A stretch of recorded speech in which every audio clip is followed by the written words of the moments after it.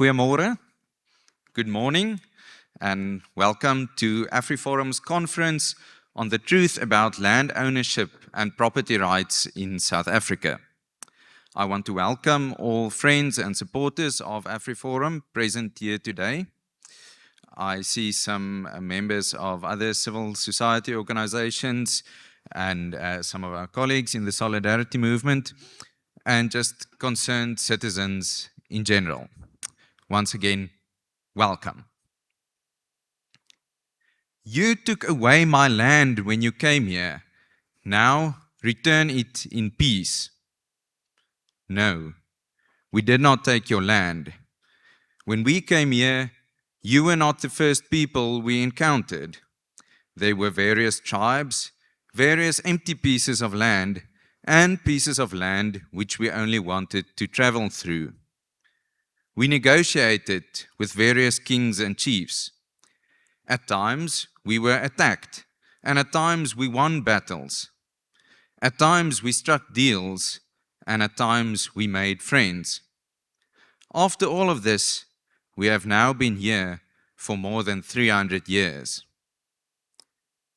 This, ladies and gentlemen, is not a heated argument between two South African politicians in the last decade. This, albeit a paraphrase, is an exchange that took place more than 3,000 years ago between an Ammonite king and the Israelite judge Jephthah, as it is recorded in the 11th chapter of the book of Judges. It shows us, on the one hand, that disputes over land is as old as mankind itself, that those with a political agenda will often present oversimplified and convenient versions of history while driving their agenda, and that wicked rulers who are willing to bend justice to get what they want have always been there. On that point, said tongue-in-cheek, this Ammonite king was probably also at the time the leader of a party called the ANC, or Ammonite National Congress. In any case, if we read through the whole exchange, it shows us, on the other hand, that it has always been helpful to know the actual history of the country you live in, and to make sure that the full and accurate version of history and of the current state of affairs is being told in public. It shows us the importance of being able to clearly articulate universal principles of justice and make known what is right, even if you do not expect to convince the other party. And this is what we are here for today, to tell the truth about land ownership and property rights in South Africa.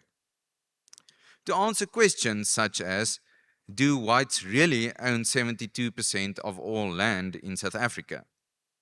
Who owns the most land in South Africa? And what is the way forward for the land debate? To guide us through this topic, we have three distinguished speakers, whom I will introduce one by one as I call them forward. This conference also serves to present AfriForum's latest fact sheet on the common lies and misconceptions about land ownership in South Africa. I believe it is on the tables. And it serves to discuss AfriForum's current and future efforts to prevent expropriation without compensation. For those who have followed the ANC's efforts to undermine property rights in South Africa, and I can add those who watched this intro video, it has long been clear that EWC is not a noble effort to restore the injustices of the past, or to create opportunities for ordinary black South Africans to own property.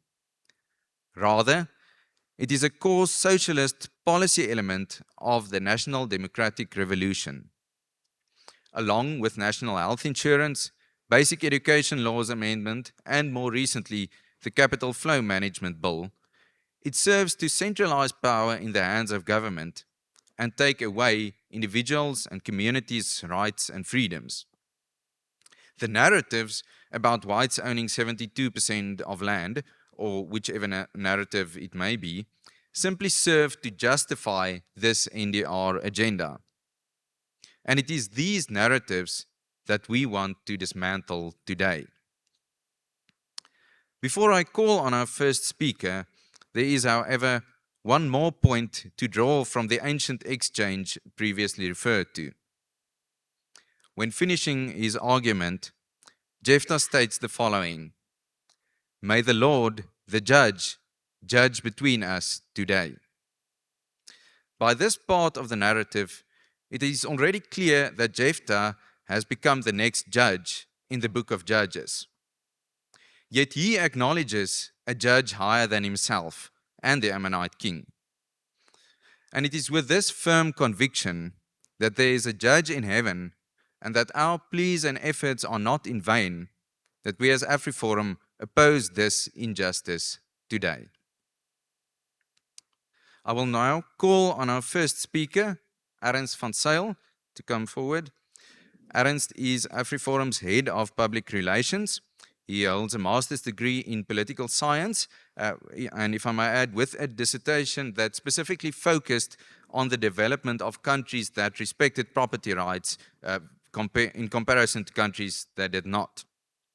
He has been involved in advocacy for constitutional rights and Afrikaner interests ever since being a full-time student.